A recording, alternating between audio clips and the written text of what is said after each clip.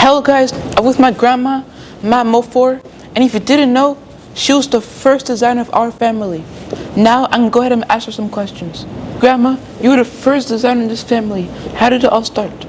It started with sewing with the hand needle. Then I sewed with my mother's machine, which was a hand machine. After that, my husband bought me a paddling machine using the feet, with which I made clothes for my children. Okay. When my friends saw these beautiful clothes I made, they demanded clothes for their own children. And so I started sewing not only for myself, but for my friends and their friends. Okay. So once you start having a lot of demand for these dresses, did you hire more workers to do the job? I did. As the demand grew larger, I had to employ workers. I bought machines for them. They sewed for my friends and their friends. And the word went around that I was a very good tailor, an outstanding tailor for girls. So I became a designer for girls between 1 and 10. Okay. I heard you're a teacher. So what made you start this fashion business even though you're a full-time teacher? Oh yes, I was a teacher, a high school economics teacher. But I realized that I had a passion for making things beautiful. And I had an obligation also to make clothes for my children. So when I made clothes for the children, my friends loved that. And they brought friends. The demand grew higher. And I had to make more clothes to serve the desire of my friends. And that was not only to meet up with my passion, but also to have the extra money which sewing brought. Okay. Was it hard to manage it while teaching? It wasn't, because I had a lot of free time. I taught a few hours a day, a few days a week, and I had to fill up the other time with sewing and doing other things. Okay. I heard you had a shop called Little Darlings. How did you come up with that name? That was a reflection from friends who met my children on the road, well dressed, with beautiful little dresses, and they used to call them Little Darlings. So I thought that if I opened a store to sell those beautiful clothes, the only best name for that store should be Little Darlings Shop. Okay. Was Little Darlings Shop only for girls or was it for boys too? It was both for boys and girls, but as I made the dresses for girls and bought and sold the dresses for boys. Okay. I heard that you knew how to design wedding and bridesmaids clothing. How did you learn that? Yes. As I continued to make dresses for little girls so beautifully, occasions arose when young girls who wanted to get married came to me, asking me to make dresses for their weddings and their bridesmaids. So I had to trace some out of the magazine I told you of, which was called Boda.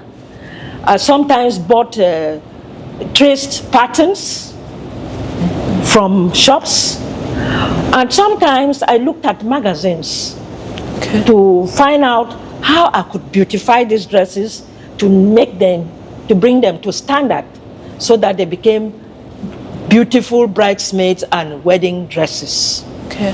Were the wedding dresses different from the dresses you made for little kids?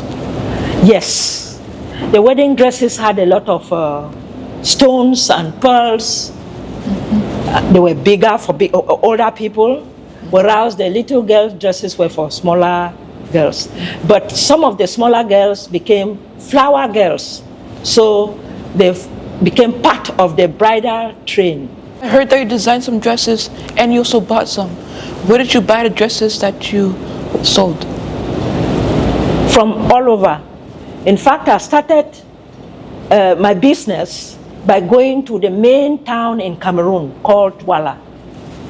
When Douala could not meet my needs, I went to Onitsha in Nigeria a lot of times. After that, I went to Dubai. Then I went to Bangkok and finally ended in China, where I saw everything I wanted.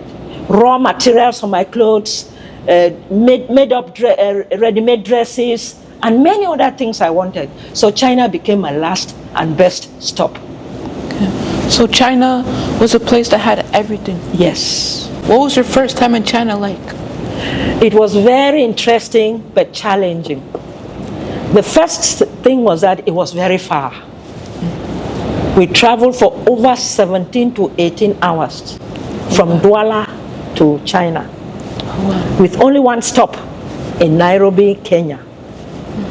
Secondly, we had to carry money in cash, changing the Cameroonian franc into dollars or euros to take to China and change in the black market. Okay. Thirdly, we had difficulties communicating with our partners in China because they didn't understand English and we could not speak Chinese. So most of the time, it was either sign language or we look for an interpreter, or we used our calculators to show them what we were talking about. And sometimes we had to draw images to make them know what we were talking about. Okay. Then we also had a lot of problems with food because the basic food there was rice. And we were staying for a long period of time, sometimes 3 weeks. And imagine eating rice continuously for that period of time. Yeah. It was very difficult. Lastly, were some of the first black people in China. So the Chinese could not understand. They had never seen black people. And sometimes when we came to places, they would run away because they didn't quite understand how to interact with us. So we had some difficulties in communicating, in understanding, and trying to mix with them. Okay. So when you came to China, did you have a budget? Of course, before you leave, you make a list of the things you want to buy, an approximate amount of money you want to spend on each item. So there was a budget. Okay, Grandma, back then, there was no internet. How did you guys survive? Because I would not be able to survive back then. Yes, I know. I've been seeing you doing so much advertisement. We hardly advertised. It was our designs, our work which advertised us.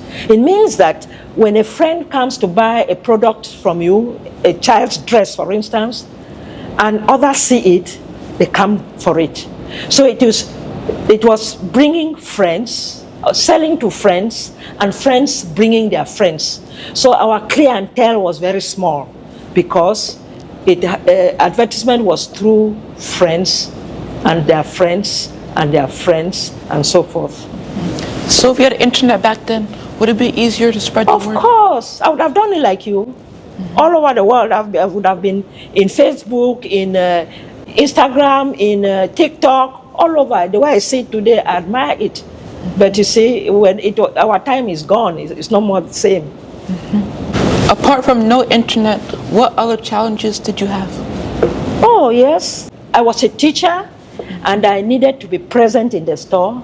But since I was a teacher, I needed helping hands in the store. So it was very difficult to have honest sales girls who could manage the store in my absence. Then I met with a lot of competition from other traders. So it was very difficult to meet up with the sales. So how did you handle competition? Competition is what I call a necessary evil in trading. To beat competition, the first thing you must do is to know your competitor and the good he sells. Okay. In fact, sometimes you even have to go and buy the good, study it, and see the differences, find out the differences between his goods and yours. When you have studied the good, You look for strategies to improve on yours in such a way that it becomes better than the competitors. Okay. Then, of course, the second thing you do is to serve your customers in such a way that they go and come back and bring friends. In fact, what we try to increase your clientele so that the customers who are buying those products, many of them come to you rather than go to your competitor. And how do you do that? By providing very good services in your store and providing very good after services. Okay. The customer should be able to know that you care. Call the customer, know where he lives, have the phone numbers, parcel the goods well, take them to the car if possible. In fact, the way you present yourself and manage the conversation will bring your customers back. Lastly, plan for long term, not short term. Your business should be able to live for many years. It means that they say that you're not fighting a battle, but you are fighting a war. And wars take years. So in business, plan and strategize in such a way that your business can go long after you, in fact, from generations to generations. What did you do to have good customer service? Well, the very first thing is that you must be welcoming. When a customer enters your shop, greet them, take them to a seat, make them comfortable, if possible, offer them a drink. Then ask what they want and teach them about that good so that they can know that you know very well what is best for them. In fact, when they rely on you, on your judgment, they buy your goods very easily. Also, you must be able to follow your customers within the store and outside the store. It means you must have very good after-sale services. Ask them their impression of the store. Ask them how they like the good they have bought, the product they have bought. And sometimes even ask them about their health and their family. Of course, I should not forget that the display in your store should be so attractive that customers will want to come, remain there, and go out with something, even if they didn't want to buy. So your display is one of those things that is keeping your customer very happy enough to buy something he did not want to buy. Okay. Were there some times where you took customer advice and made the product better? Yes. You know, these customers, they move from shop to shop. Maybe he's seen this product somewhere looking a little bit different. He may tell you that I've seen it this way, there. It is this, like this, or like that. And it will help you to produce your good. Because the most important thing is for your own to be the best in the whole environment, so that they always come back here and not go to other stores. Okay, Grandma, so you know I've started my brand called Tangwa.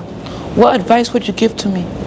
I want first of all to appreciate you, my grandson, for coming out with a brand at your age. Congratulations. Thank you. You know, just a few pieces of advice. The very first thing is that you must like what you are doing. Do you like what you are doing? Mm-hmm. Okay, then that is good. The second thing I want to say is that you should not go out for money. The most important thing is for you to serve your customer. Okay. You provide a service by producing your product. And that service is to young adults, teenagers. You want to teach them how to wear suits and look good, isn't it? Mm-hmm. By providing that service, they will buy your products and you will make money. Okay. Also, the important thing is that you must be physically present all the time. Make sure you are in the shop, because when they see you, they know that they have the best advice for them to buy your good. Okay. And lastly, you must be the best. In Africa, we say that one in town. What does one in town mean? It means that if customers go everywhere around Dallas, they will not see any suits like yours. And they will do what? They will come back here and buy from you. And that is the way to go. Okay. Thank you, Grandma, for the advice you gave me. Now for the last question. Why do you think it's important for men or women to dress well? Well, people dress well for various reasons. First of all, for themselves. When you dress well, you feel happy and you have a lot of self-confidence. Okay. So much so that whatever you are doing, you do it better because you are confident about yourself and everybody around knows that you are in good form. Secondly, dressing well has an impact on other people. When people see you well dressed, first impression matters.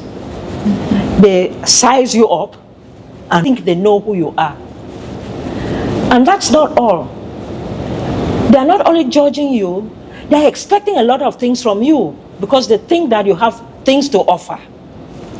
They think you are intelligent, they think you can teach them something. In fact, there are people who are ready to ask you questions on how to dress well.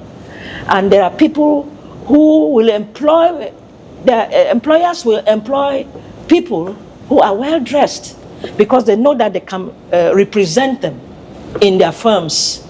If you went to an interview, for instance, not well dressed, you will not be chosen.